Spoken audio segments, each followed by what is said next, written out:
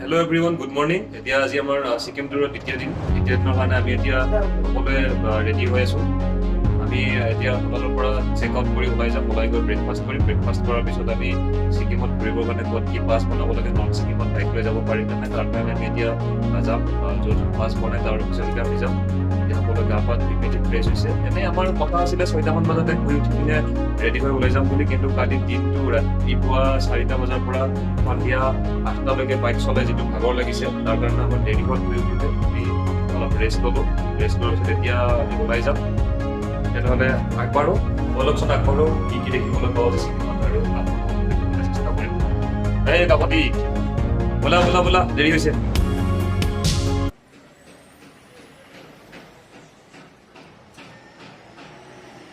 পাৰ্কিঙৰ স্পেচ ইমানখিনি আছে এই হোটেলখনত। ইয়াত হোটেল বিচাৰি পাবলৈ যিমানেই সহজ সিমানেই টান হৈছে পাৰ্কিং বিচাৰি পোৱাটো। যি কি নহওক, আমাৰ তিনিওখন বাইকে ভালদৰে ইয়াত ৰাতিটো ৰাখিব পাৰিলোঁ।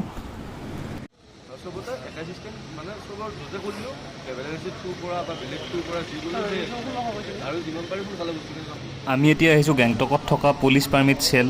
ইয়াতে আমাৰ আটাইতকৈ দৰকাৰী কাম মানে নৰ্থ ছিকিম যাবৰ কাৰণে পাছ বা প্ৰটেক্টেড এৰিয়া পাৰ্মিটছ বনাব লাগিব। টুৰিজিম এণ্ড চিভিল এভিয়েশ্যন ডিপাৰ্টমেণ্টৰ দ্বাৰা এই পাছবিলাক ইছ্যু কৰা হয় আৰু এই ক্ষেত্ৰত বিভিন্ন ৰেজিষ্টাৰ্ড ট্ৰেভেল এজেঞ্চিৰো সহায় ল'ব পাৰি।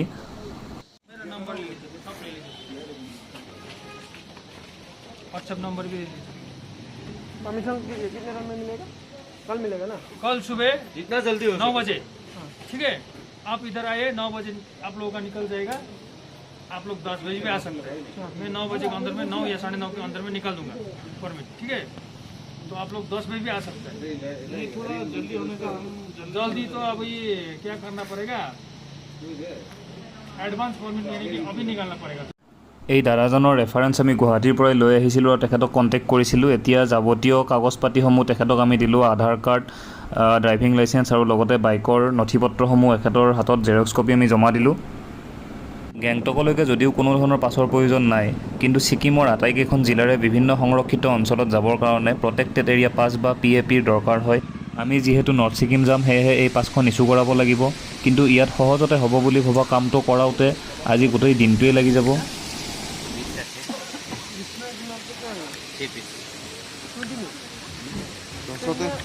20 रुपये में 6 पीस। इनका 3 पीस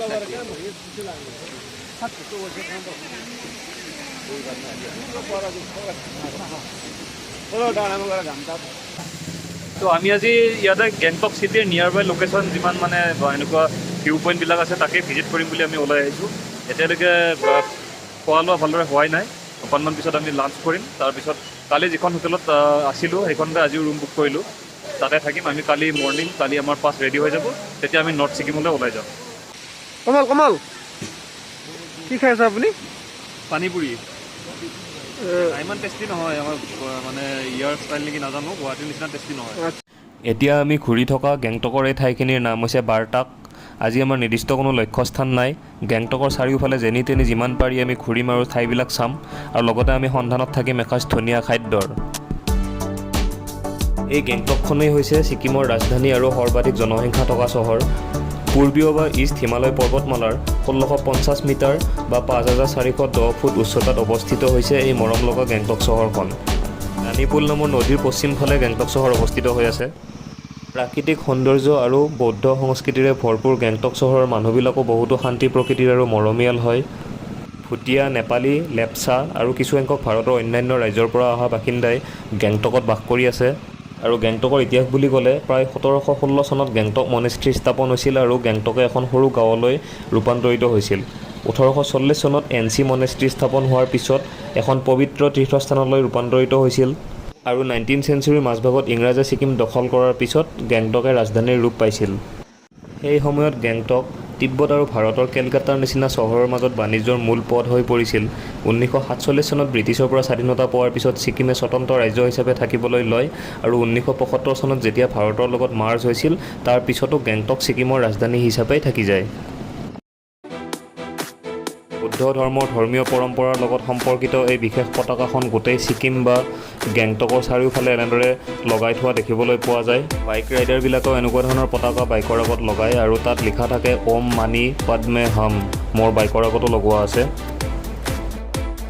গেংটক বা তাৰ ওচৰে পাজৰে ফুৰিব পৰা কেইখনমান উল্লেখযোগ্য ঠাই হৈছে MG মাৰ্গ, হনুমানটক যিটো নেকি গেংটকৰ হায়েষ্ট পিক হয়, তাৰ উপৰি ৰনকা মনেষ্ট্ৰী, গণেশটক, NC মনেষ্ট্ৰী 1840 চনত স্থাপন হৈছিল, গংজাং মনেষ্ট্ৰী ইত্যাদি। তাৰ উপৰিও এডভেঞ্চাৰ আৰু অলপ যদি বেছিকৈ কৰিম বুলি ভাবে আৰু বেষ্ট ভিউ অফ গেংটক পাব বিচাৰে তেতিয়াহ'লে ইয়াত ৰ'পৱেৰ ব্যৱস্থাও আছে। ইয়াৰ উপৰি চমগ লেক, বানঝাক্ৰি ফলছ পাৰ্ক, তাচি ভিউ পইণ্ট ইত্যাদিলৈকেও যাব পাৰে। ছিকিমৰ প্ৰধান ভাষাকেইটা হ'ল নেপালী, ছিকিমী বা ভুটীয়া আৰু লেপচা।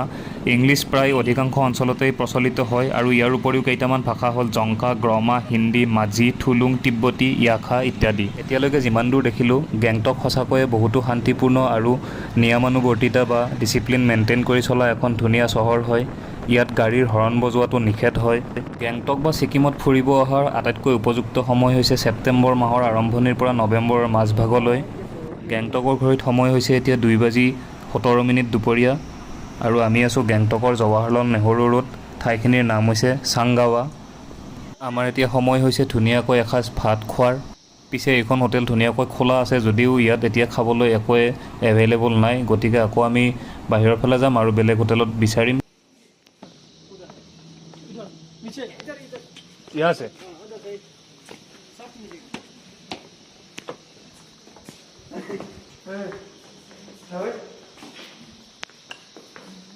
হেল্ল'।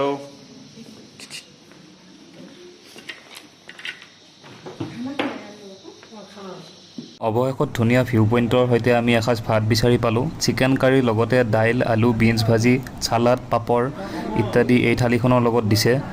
ভাত সাজ খাই আমি আকৌ আগবাঢ়িছোঁ গেংটক চিটিৰ ফালে। এতিয়া আমাৰ এটা ইম্পৰ্টেণ্ট কাম বাকী আছে, সেইটো হৈছে ডমিনাৰ 400 বাইকখনৰ ফাৰ্ষ্ট ছাৰ্ভিচিং যিহেতু হোৱা নাছিলে, সেইকাৰণে আমি এটলিষ্ট ইয়াৰে মবিলটো চেঞ্জ কৰাব লাগিব।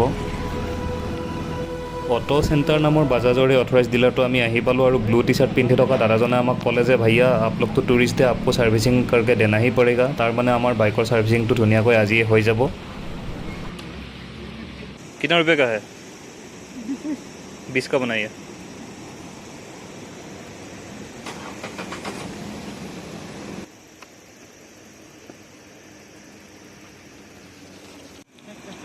और डस्टबिन नहीं होता है क्या इधर में?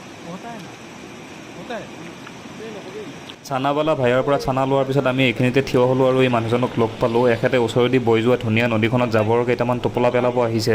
ইমান ধুনীয়া প্ৰাকৃতিক পৰিৱেশৰ মাজত বাস কৰা আৰু দেখাত শিক্ষিত যেন লগা এই ব্যক্তিজনৰ কামটো সঁচাকৈ দুৰ্ভাগ্যজনক বুলি আপুনিও ভাবেনে? এতিয়া আমি হোটেলত বাইক আৰু বাকী বস্তু বাহিনীবিলাক থৈ MG মাৰ্গলৈ এপাক ওলাই আহিছোঁ। এই চিৰিটোৱেদি মোটামুটি 500 মিটাৰমান ৰাস্তা শ্বৰ্টকাট হয়। হোটেলৰ ওপৰ ভাগতে MG মাৰ্গখন আছে। আমি থকা হোটেলৰ সন্মুখৰ ৰাস্তাটোৰ কাষত থকা বিল্ডিং দুটাৰ মাজৰ এই চিৰিটোৱেৰে বগাই MG মাৰ্গখন পোৱা যায়। MG মাৰ্গত ঘূৰাটো গেংটকত আহিলে কৰিবলগীয়া কামসমূহৰ ভিতৰত আটাইতকৈ গুৰুত্বপূৰ্ণ এটা কাম হয়। ছিকিমৰ পৰম্পৰাগত সাজ পোছাক, ছিকিম টি, তিব্বতী বিভিন্ন প্ৰাৰ্থনা পতাকা, আচাৰ মছলা, বিভিন্ন মণিমুকুতাৰ সামগ্ৰী, কাঠেৰে নিৰ্মিত বহুতো সামগ্ৰীৰ লগতে হস্তনিৰ্মিত জেকেট ইত্যাদি গেংটকত কিনিব পৰা যায়। কমল পংকজ আহিলোঁ আৰু MG মাৰ্গলৈ ওলাই অকণমান লোকেলৰ নিচিনাই হৈছোঁ এতিয়া আমি ইয়াত থাকি কালিৰ পৰা গলি চিনি পোৱা আৰু বুজিছা। ঠিক আছে।